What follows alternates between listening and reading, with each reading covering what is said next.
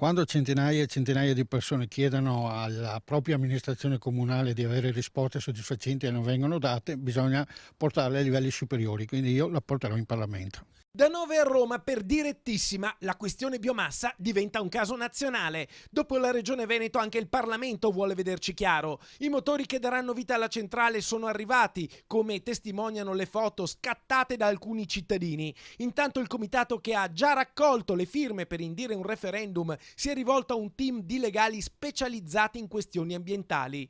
Sì, perché piaccia o non piaccia, la preoccupazione della gente anche nei paesi vicini è legata proprio alle possibili conseguenze di un impianto che, se verrà attivato, lavorerà a pochi metri dal centro abitato e soprattutto dall'oasi del Brenta.